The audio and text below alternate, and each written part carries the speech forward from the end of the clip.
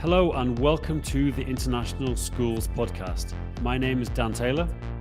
My name is John Micton. Join us twice a month at the International Schools Podcast as we have conversations with international school leaders, educators, and entrepreneurs working and engaging in the world of international schools and education.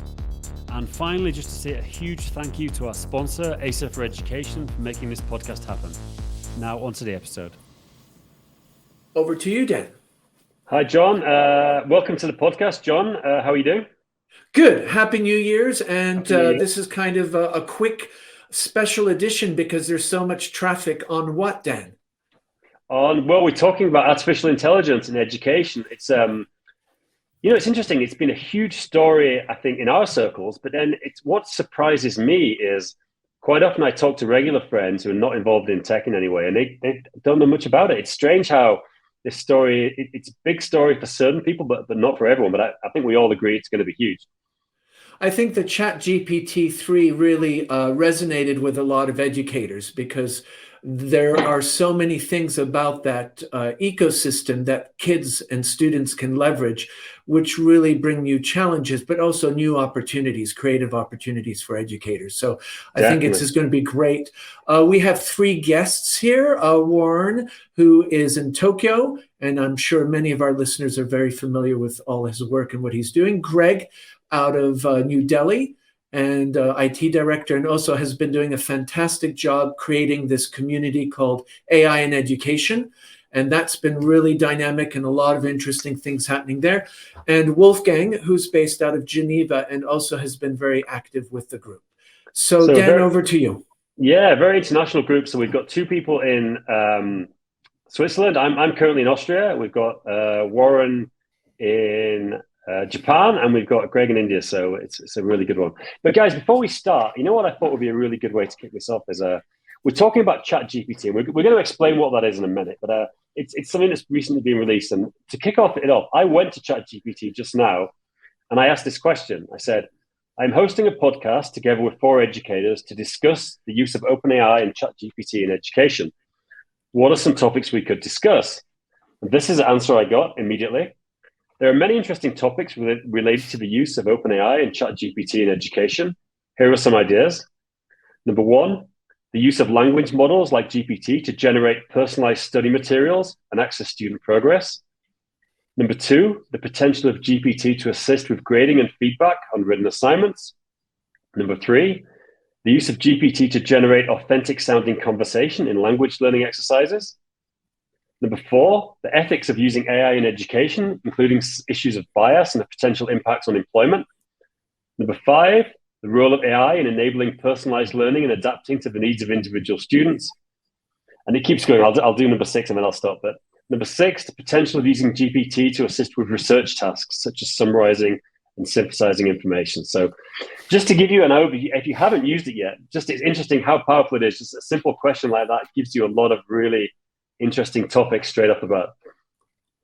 Greg, please, you had something to share. Well, first, I just wanted to say thank you for inviting me. And second, you had noted that I am in New Delhi. I was in New Delhi previous to where I am now. I'm in Chennai now, but I just wanted to clear that part up. But I also wanted to say that's a pretty good list of topics to address when we're talking about artificial intelligence. And I think the first thing we should do is frame artificial intelligence in its context. It's an emerging technology, and everyone feels like it's very new. But on the other hand, as technologists, we all know there's very little new under the sun. And you could think of ChatGPT as something that is a continuation of everything that's gone before. So Google search, for example, or any number of personalized learning technologies that have been around for decades. So I think it's an interesting framework for trying to figure out what we're dealing with. Are we dealing with something brand new, or are we dealing with something that's sort of a continuation of what's been before? I wonder what you think. I think definitely to kick off, I think before we go too far, there might be some people who don't know what we're talking about. Could anyone just give us a quick overview as what is OpenAI and ChatGPT at a very high level? Anyone want to jump in? I'm putting Warren on the spot. Yeah, exactly. I'll get the details wrong if I try to wing it. So. Yeah, I mean, very very simply, I mean, ChatGPT is a website. It looks very much like Google. It's in beta now. You can register it. You have a search box, and it's very much a chat format. You can ask it a question, and like the example I gave in the beginning, you ask a question, it gives you an answer. I'm using it for a lot of things I used to Google, which is amazing. Especially someone like me who's deep in the Google world. So that's how you would what is ChatGPT, and ChatGPT is part of OpenAI. OpenAI is the organization that created ChatGPT, and they've got a bunch of other applications.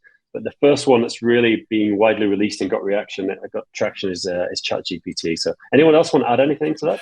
I just want to add that the architecture or ChatGPT is based on a thing called foundation model, which is basically a deep learning algorithm, and it has kind of pre-trained with extremely large data sets that are taken from the public internet.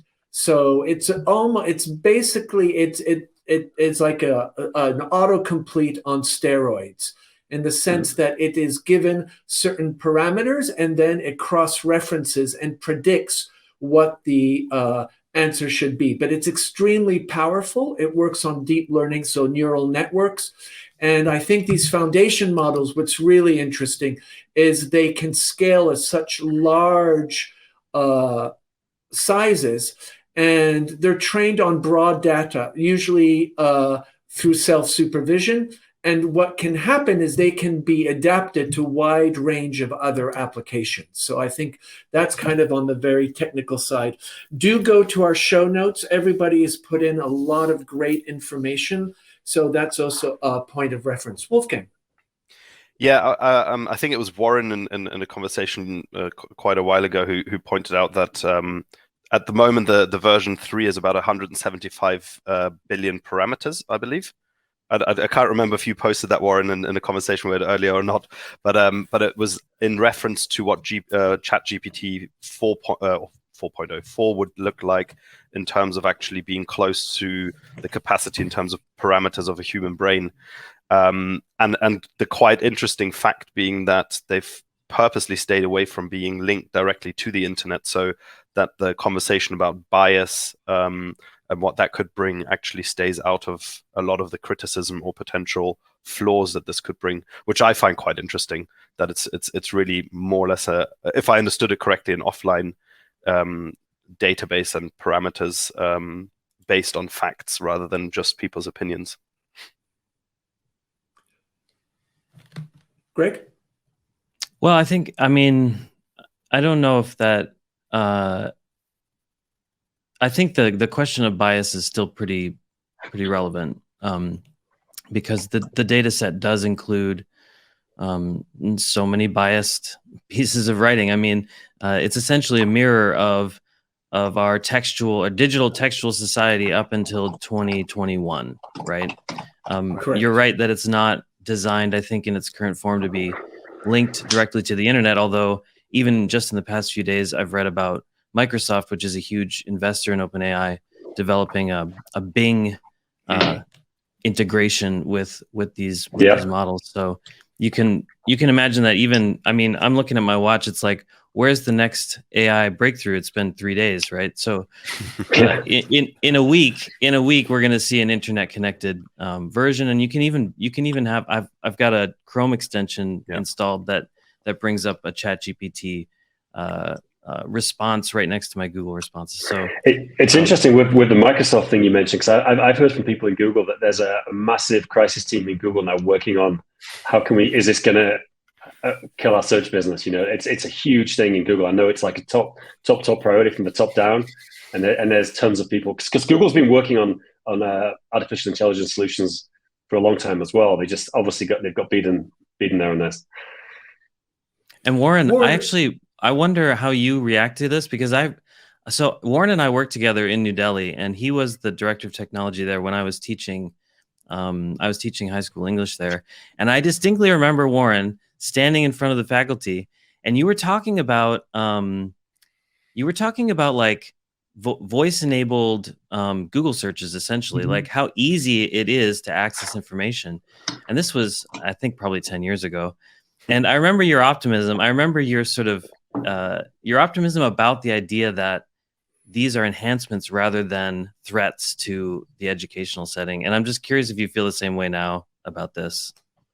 Yeah, I'm glad you remembered that. That was fun. That was right when the iPhone was new, right? And also voice search was new. And so the point I was making in this faculty meeting was that it won't be long before people have smartphones in their pockets that can access content, right? So if the job of a teacher used to be to fill the minds of the kids with content, that they really need to shift. And it was that was back when the 21st century skills were a new thing, that collaboration and creativity were neat ideas, but they weren't the purpose of school at that point. And that was kind of what I was saying then was, not everybody back then had a phone in their pocket, but we could kind of see that coming. This is just a tool, but it's a tool that's going to make a whole lot of education. I don't want to call it redundant, but like open up opportunities for us to do more interesting things. Let us focus on teaching kids what really matters instead of teaching them, key dates in history. And and I am still optimistic on it. I still think the same thing. I think this is an amazing tool, and it's really going to be cool. It's going to change a whole lot. It's going to change what careers our students go into. It's going to change the way that university functions.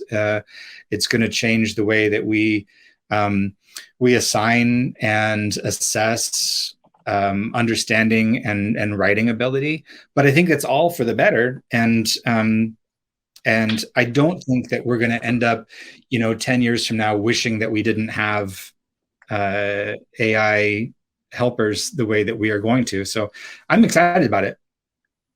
One thing that I know has been very prominent throughout, social media, and we attended, Wolfgang and I, the National Independent Schools session on Friday. And there is this two camps. One, like you, Warren, they're very excited, see it as a positive, as a value-added proposition that's really going to give us an opportunity to be different, to be creative, think out of the box, really look at education as a different type of proposition. And then there's the whole other side that's saying this is a disaster. I'm going to be out of a job. There's certain school districts are now shutting it out. So there are these two reactions. There's one which is somewhat, I would say, more panicky and see it as a huge negative and kind of a disruptor in a negative sense. But there is also this other perspective where this disruption is really positive because it's going to force us to rethink the way we deliver learning. I'd be curious to hear from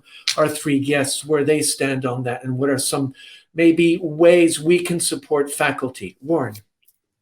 Yeah, I think the thing to remember is this is this typical disruption cycle that happens in education, and it's happened plenty of times, right? This is the same conversation we had about calculators in math class, and it's the same thing about spell check. And the difference is that it happened so fast, right? Like when math teachers first encountered calculators in the classroom, they had a long time between the technology existing and kids being able to afford them, and then them bringing them in, and then being able to use them on standardized tests like that. There was enough time to adapt to that change. And ChatGPT, it kind of, tech people saw the beta version of it 6 months ago, but then right before winter break, it just launched to the public. And then there were essays in the Atlantic and the New York Times, and everybody was talking about it. It went from something we hadn't heard about to something that we had accounts on over the weekend. And that just kind of thing just doesn't normally happen. So it makes sense that some schools would think that they need to block it. That's such the wrong solution, right? Like there's not only is it bad pedagogy to think about trying to block an interesting new technology, but also it's not practical. Kids who have 5G phones can access it regardless of what you do on your network. And you block ChatGPT, that's just the first of several AI-assisted writing bots, right? You can't block them all. It's a cat and mouse game that schools just can't win. So I empathize, but still reacting like that is just the wrong solution. Thank you. I agree with everything you said, Ron. I think the interesting thing is it's a much bigger thing. Like if you look on a societal level, not just in education, every time you get these kind of breakthroughs, there's huge resistance, and it never usually works. But like if you look, I was actually reading recently about the Luddites, which were now it's just used as an insult for someone who's not techie, but it was actually a group of people when the Industrial Revolution happened in Britain who were textile workers and artisans who were all ended up out of a job, because of the machinery. And there's always resistance. And I think that the reality is, I think someone mentioned earlier about jobs going away. There's a lot of jobs, a lot of white collar, maybe lower level jobs are going to go away because of this, not this iteration, but future ones. But, like always happens, humans are very ingenious and very find ways around things. And there'll be a lot of new jobs that are created because of it. But I think, people are objective, not just in education, like on a bigger level, but it's probably, if you look at previous cycles of innovation, it usually ends up being futile. Doesn't mean we shouldn't try to make rules and frameworks around it, but it's you can't, once the cat's out of the bag, it's tough to put it back in again. Wolfgang.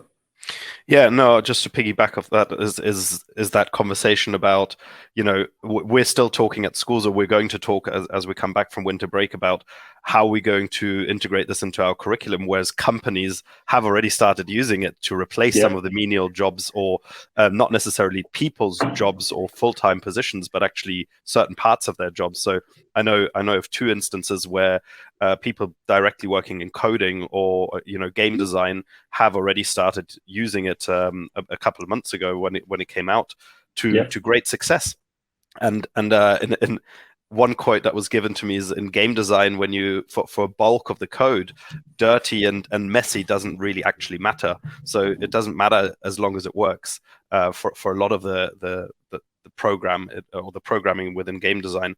So I think as we come back on Monday tomorrow, and I have a meeting with secondary staff on Tuesday, the conversation really has to be about not the initial self-preservation. We're going to go offline and assess differently, or really old-fashioned again, so that we kind of counter this movement, is really looking at how we can use it in a positive way, like Warren said. I think that's the most important and key point right now.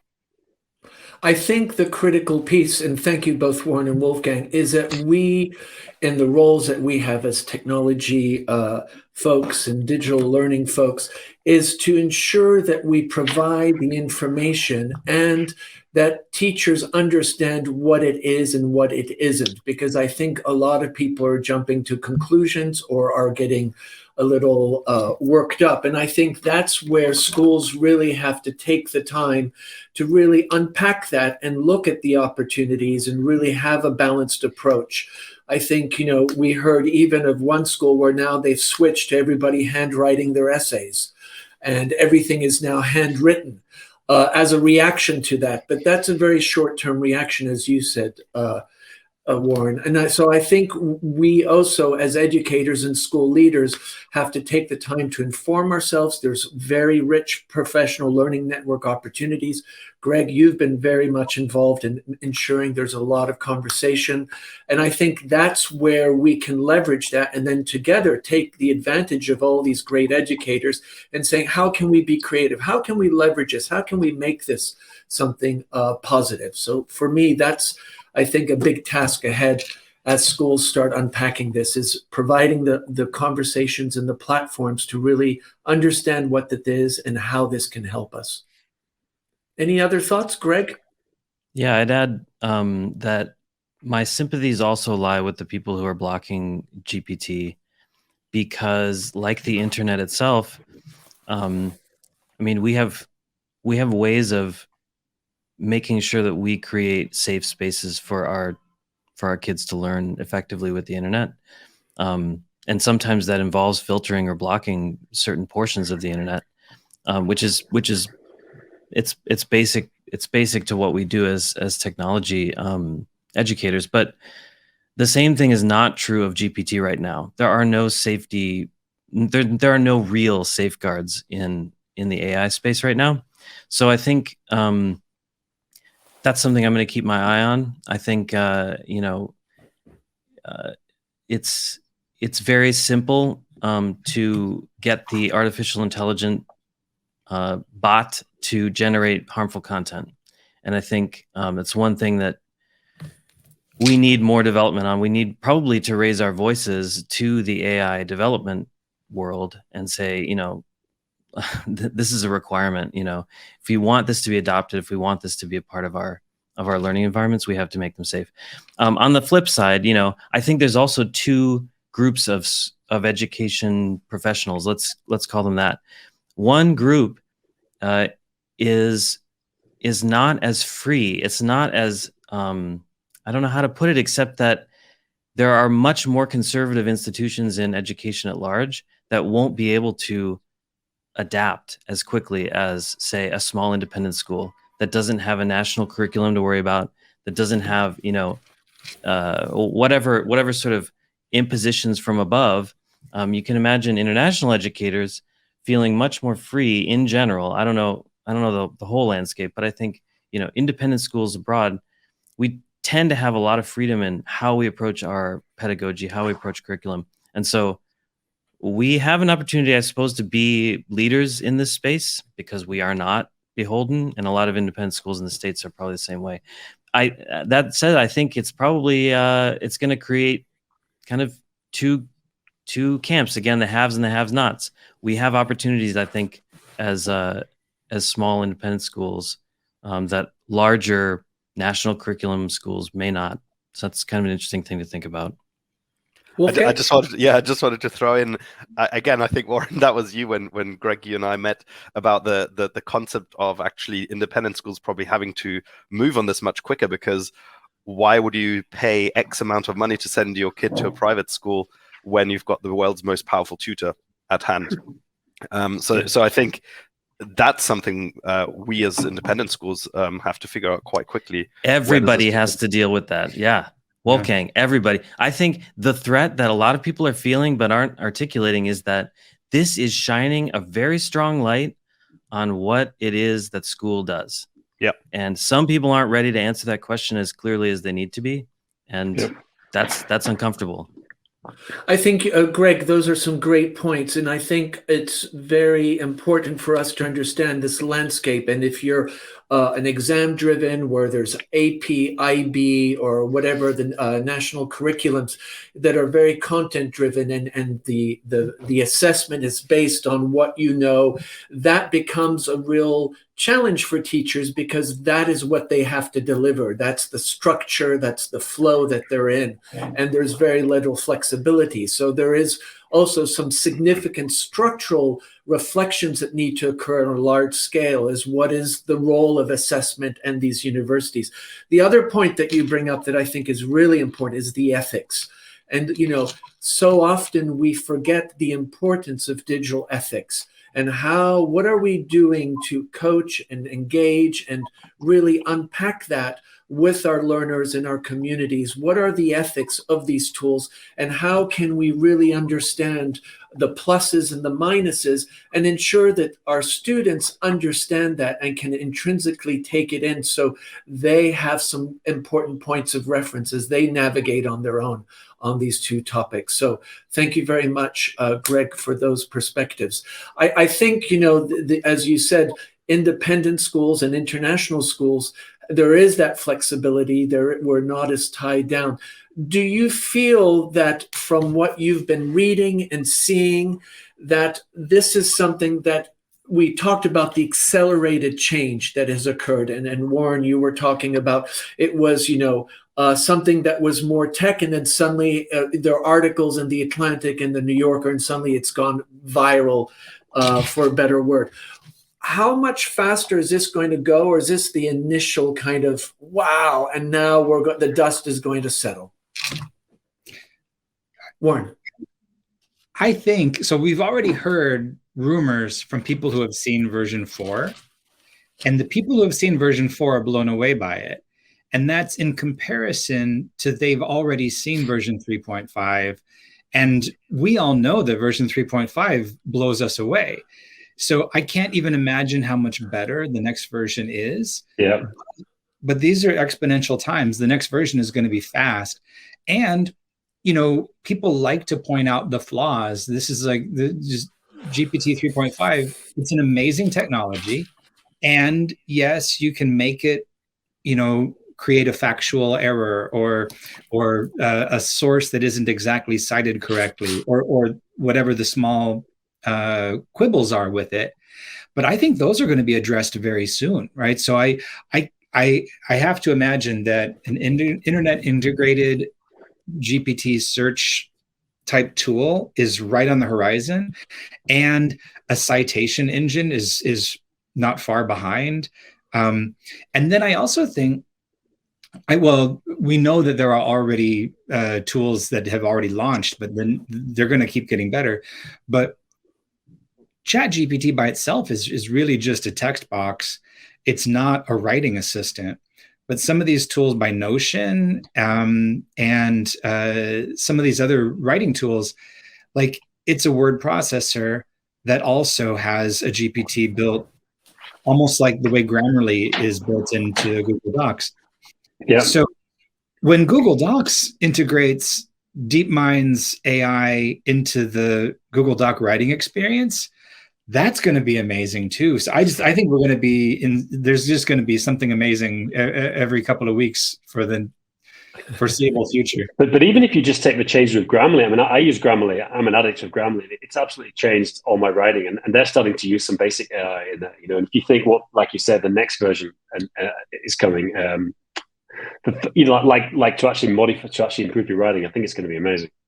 Well, sorry, I'm just to jump in on that. I mean, I just met with somebody who's in charge of marketing for a winery in New Hampshire, and he's severely dyslexic, and so a lot of his writing has been average at best. And suddenly he's been opened up to a brand new world where the reading part isn't as much as a problem for him as the writing, and the writing is being done for him in a very creative way because he's creative enough to input the right things.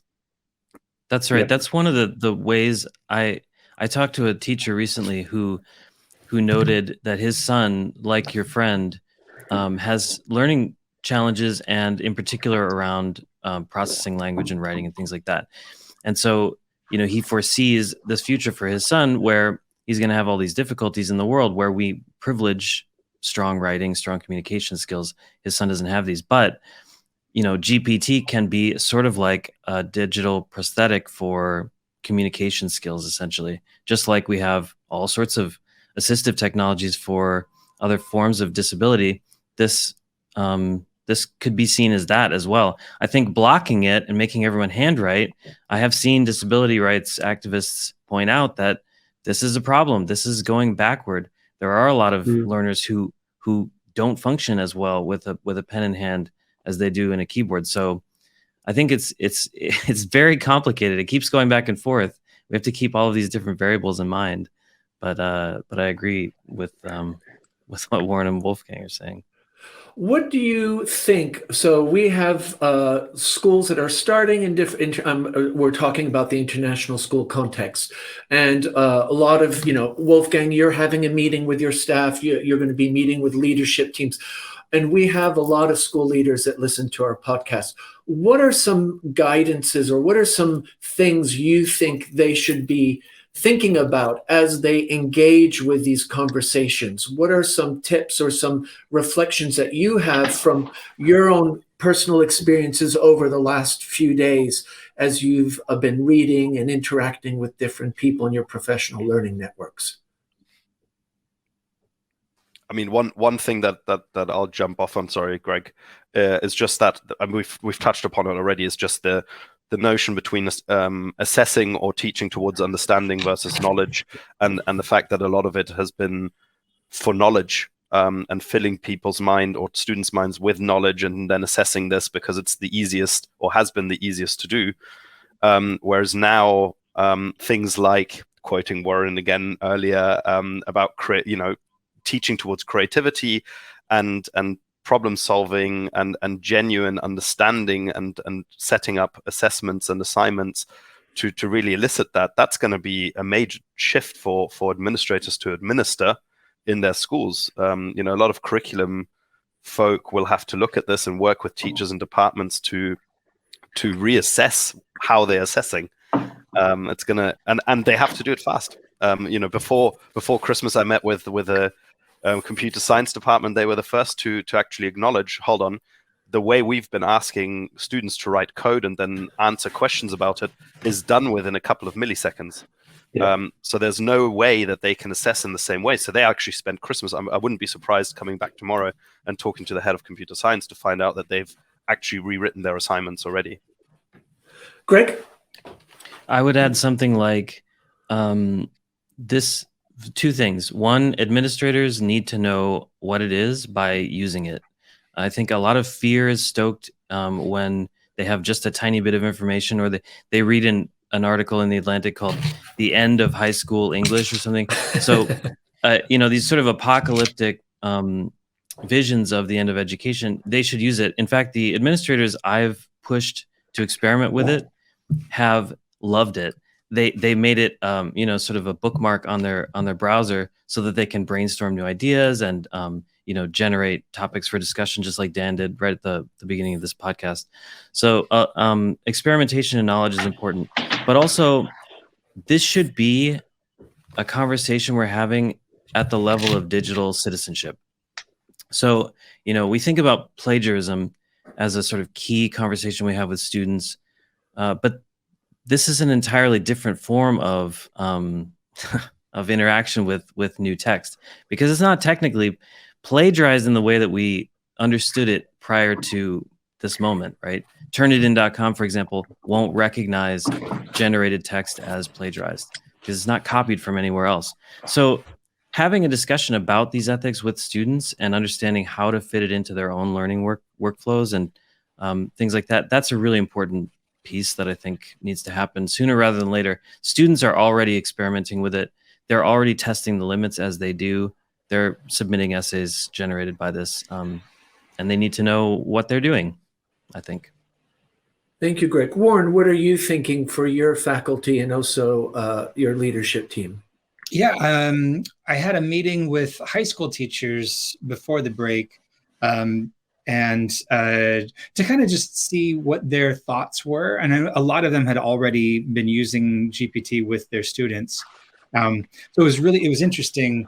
It went fast, right? It went from like, I heard about this, I sent out an invitation, let's have a lunch meeting. And by the time they showed up, they had already used it with their kids. So this is a fast process. And then Tuesday, this week, day after tomorrow, our leadership team is going to have a meeting about it. And I think a big part, like what you were saying, it's reframing what academic honesty is in the age of AI. Like not saying you can't use this, but saying, here are the guidelines for how you can use this for this assessment, or how you really shouldn't use it for this assessment.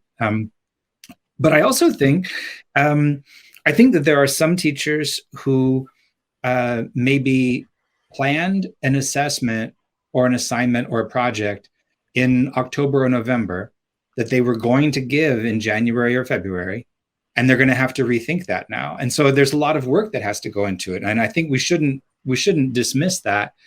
I think it's great to recognize that, right? To say like, this used to be a really good assessment. I did this for 3 years and it's great. And it just doesn't count anymore. We need to redo it. But I think that teachers who are engaging, teachers who are able to get students to engage with learning, and classrooms where the kids have motivation, intrinsic motivation to learn, I think those classes are going to still succeed. I think where you're going to have problems is when the kids just see this assignment as a box to check to get a point. If they're just chasing after points, they're going to do the easiest thing possible. And that's why academic dishonesty happens. Wolfgang? Yeah, no, I totally agree. And I think that's where I see the biggest issue. And looking at our school setups, I think this is where leadership really will have to play a major part, and especially leadership in curriculum development and design to help teachers with this, because like you said, I mean, redesigning assessments, assignments, curriculum full stop is a hugely time-consuming aspect if done correctly.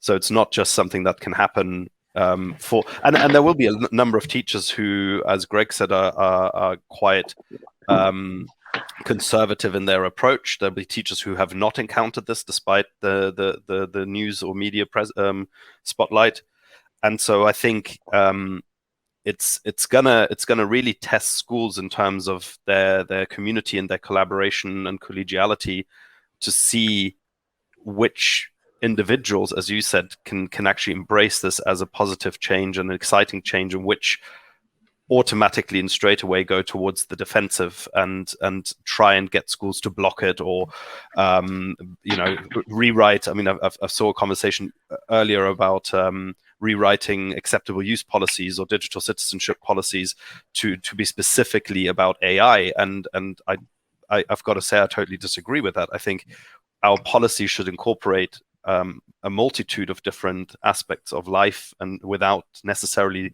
speaking on one particular technology. I think that's again like a sort of chasing one's own tail. So yeah, I think looking at how that, a good friend gave an example of, if I talk to you guys about wanting to write something and you tell me how to write it or what to write, and I then just write that down word for word. In effect, that isn't probably too different to what the plagiarism aspect would be if I'm using ChatGPT. So we just have to look at why would a student, as you said, plagiarize in the first place? Why would they go to the trouble of potentially using ChatGPT to alter and modify and continue to make something sound like them when maybe naturally wouldn't? It shows an intrinsic motivation to a different degree, but maybe more to find shortcuts rather than to actually grasp the understanding of what they're trying to learn. Greg? I think, to be fair also to the students, I mean, there are a lot of reasons to look for extra tools. Let's call it that. There are a lot of reasons. Some are motivated by, a lack of intrinsic motivation, like you're pointing out, but also I think Warren was alluding to the idea that in some ways, for some students, school really is a game that they are trying to win, whether it's because of social pressure or familial pressure or pressure they put on themselves to win this game being the accumulation of something, whether it's a GPA or a university acceptance. I'm thinking especially in the high school where these issues really become, high stakes. We have a lot of second language, English as a second language, and learners at our school. And even before GPT came out, they were copying and pasting content from the internet because it sounded a lot better than what they were capable of writing. They knew the idea. They recognized that this pre-written language was better than what they could produce, and so they would just sort of submit that. The question is always, well, were they doing it because they were lazy? No, of course not. They recognized what they needed to do to play this game, and this one was helping them play it better than they would be able to otherwise. So it is a bigger, more complicated conversation, I think. But this is the uncomfortable spotlight. The uncomfortable spotlight is, why are we doing this? Why is the student doing it, and why are we asking them to do it, right? And this is super uncomfortable for some people, and I think it's a good conversation. The other interesting thing is Zach Cohen, who is a principal, said, thanks to GPT, my faculty is now producing 30 high-quality student reports in under an hour. Over a few days of testing, we discovered the secret to efficient report creation. We're excited to share it with others. Pass this along. Each comment needs to be precisely 5 sentences long. Each comment should follow the glow, grow, glow format, but it should not be bulleted list. It should be formatted as one paragraph. And then he gives a list at the end. Never use platitudes such as good job. Please eliminate any language frivolous to the glow, grow, glow structure. So I think, we were talking about time and where this, and I think this is also, Greg, your point about the spotlight. Many teachers write reports which are very laborious, and usually reports come out in December, but the learning happened in September. It's like if I go to my bank and I only get to see my statement 6 months later, it's not much good to me. And I think this spotlight of assessment and report card writing, this again is another area that we are going to have to unpack, especially when, as Zach says in this tweet here, that his faculty saved hours and basically got 30 high quality student reports under an hour. That's unheard of if you're writing 20 reports in a Word doc or in a Google doc and then putting it into PowerSchool. So I think your points are really important. Greg, you talked about the digital citizens piece, and I think Wolfgang alluded to it. Talk to a bit to, why is that so important as a digital citizen piece? Well, I think the first thing that comes to mind as a parent and as a teacher is that my own son. So I've introduced this to my son at the dinner table, and we messed around with this, and he's in middle school right now. He's just starting MUN, which our school does in middle school, and he has had experience writing resolutions in MUN, which are these very formulaic documents. They're very tricky for a 6th or 7th grade student to write. And so I showed him. I said, hey, ChatGPT, write me an MUN resolution on climate change from the perspective of the United States, which is the country he's representing. And it spit it out, and his eyes just went out, went wide. And then he said, so I don't have to do it. And I was like, but no. So I said, that's not the point. And so we had to have a whole conversation about what it means to try, to fail, to struggle, and to do the work yourself, to do the work of thinking, to do the work of writing. So that part of it is, I think, at the foundation of the conversation I'd want to have with students, just like Wolfgang saying, if Warren, you're both saying this, and everyone's probably saying it in similar ways. If a student doesn't feel like they need to accomplish some task, then they won't. They'll find an easier way to do it.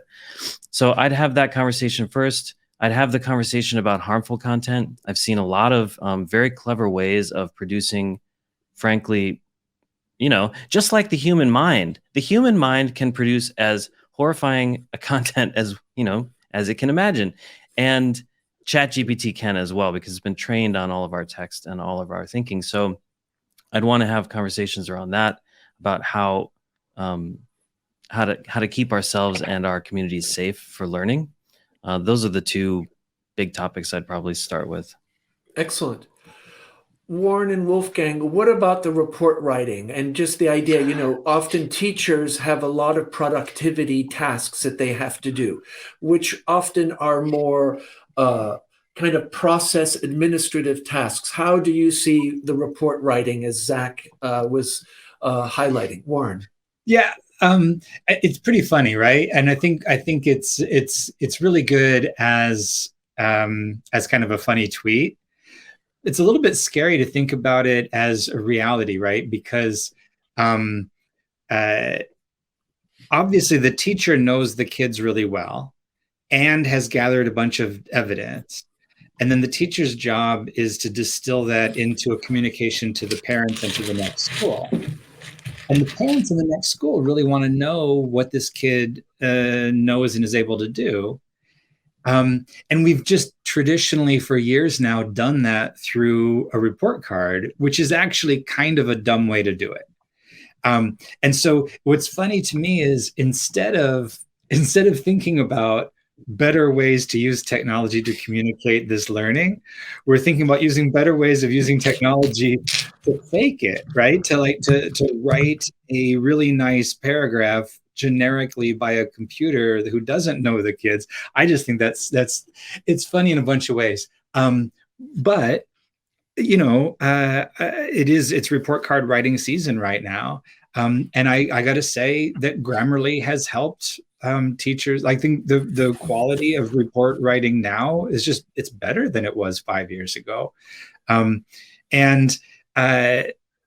But But once I think parents are probably going to see it, they're going to recognize that their kid's report was created by ChatGPT, and I think that they're going to want something a little bit better. So I think hope. your point's an important one. Is we should be talking about learning journals, digital portfolios, project-based learning, and those kind of types of assessment than report writing. But it's really what often happens with some technology is we go into substitution. Basically, we're just using the same methods or the same ways of doing things, and the technology just substitutes it. It either makes it faster or more efficient, but you're really not coming to the crux, as you said, Warren, where we're really thinking, is traditional report writing really a good reflection of a learner's journey as they engage with the different units? So I think that's a really important point you brought up. Thank you. Wolfgang.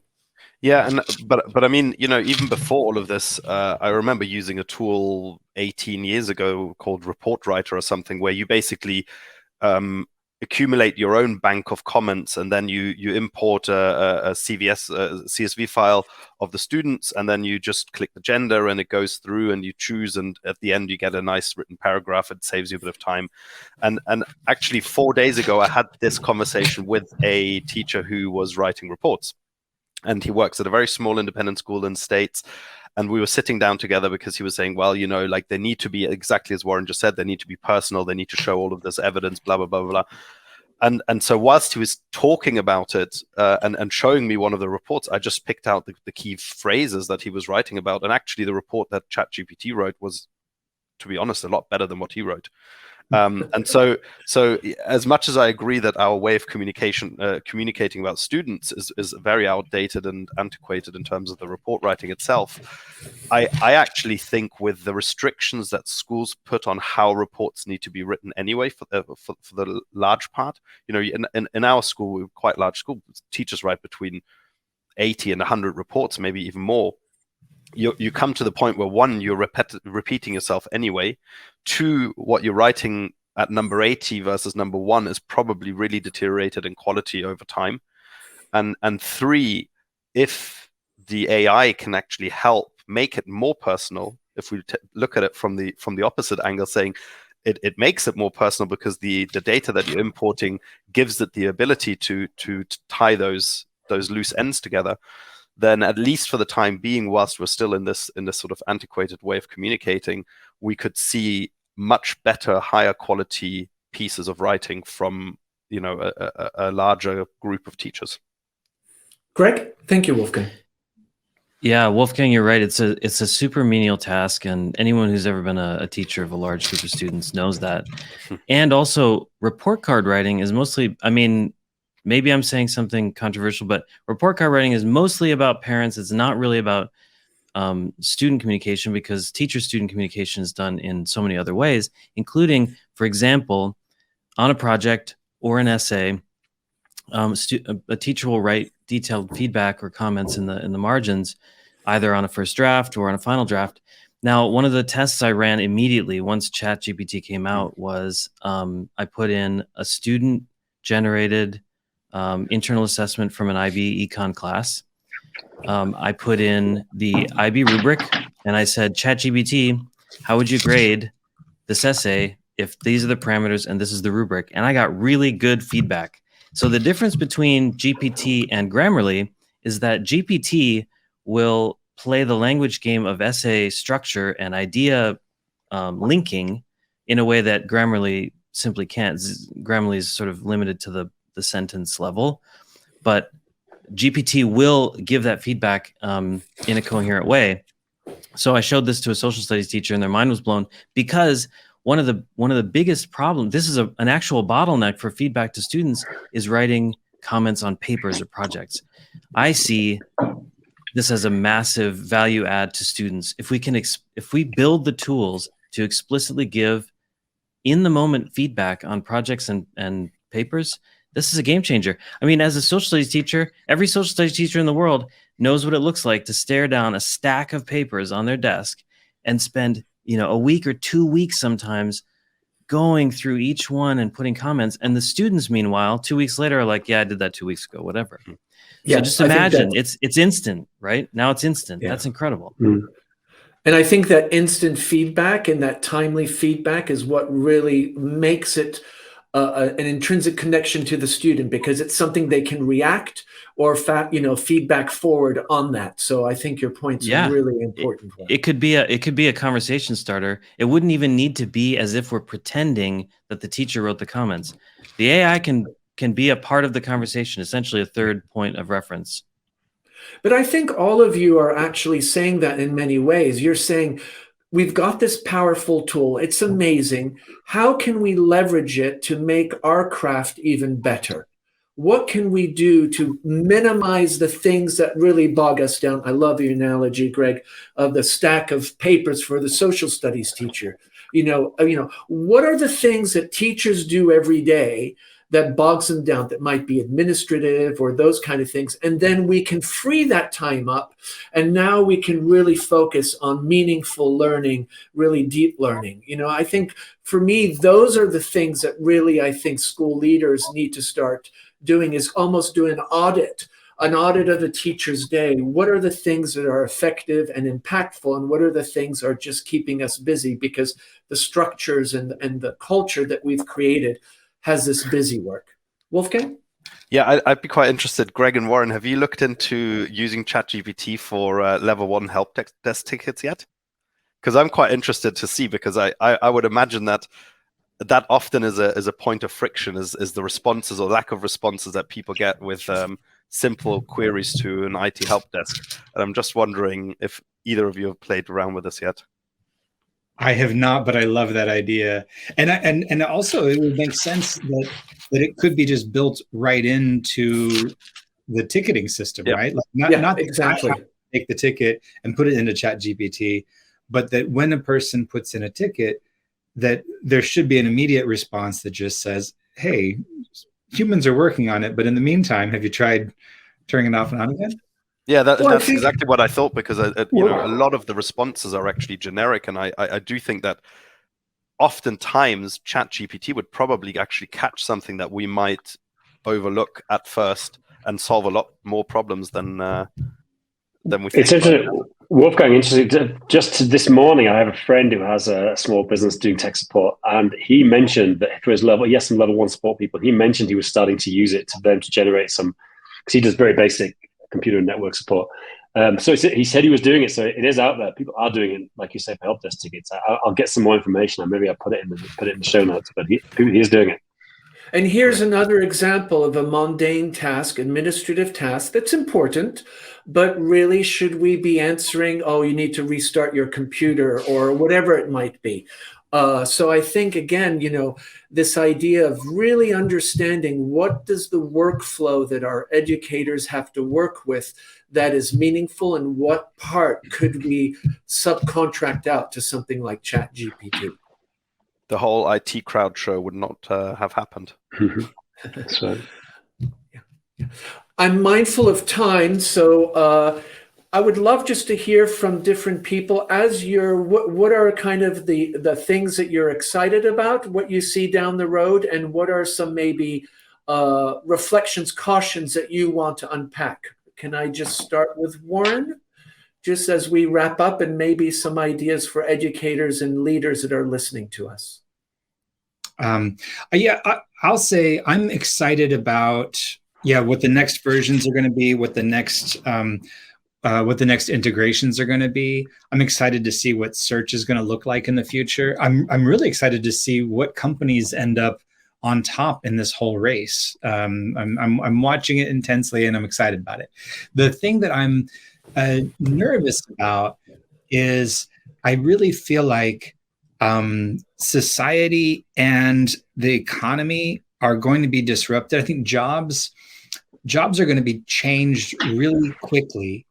And I think they're going to change faster than universities can adapt. And so I think there's going to be a lot of friction. And I am a little bit worried that, at schools, we know that we're preparing kids for a rapidly changing world, and that's sometimes part of our mission. But I don't think any of us were ready for how rapid this change is going to be. And So I think it is important to keep preparing kids for a rapidly changing world. But the careers that are right now considered really solid, really good, high-paying jobs might not be there when our high school kids get out of college. So that is scary. That's some great points. Thank you, Warren. Greg. I'm excited about the fact that GPT is maybe going to give us access to what I've always thought of as the educational technology holy grail, which is real personalized learning. That's my thought, that this is qualitatively different than quiz apps on your phone. This is going to be a personalized learning experience that is different entirely, and that's what really gets me going.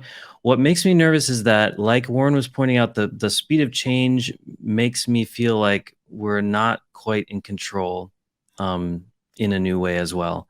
And so what it's motivating me to do is try to build new tools. So I think one of the things as educators we're going to need to do is band together. We're going to need to make our voices heard in these halls of AI capitalism, where new products are being built. But we need to be telling these builders and these developers what's good for education, what's good for students. I think without that, I mean, you saw social media kind of explode, a much slower explosion, and we were slow to the game in responding to that as well. And so I think we need to be a little bit faster. We need to be prepared and more vocal about what's good for schools. Thank you, Greg. Wolfgang. Yeah, I think I'll start maybe with a little bit of a concern or worry off the back of what Greg and Warren said, and that similar to maybe something like the Bitcoin industry,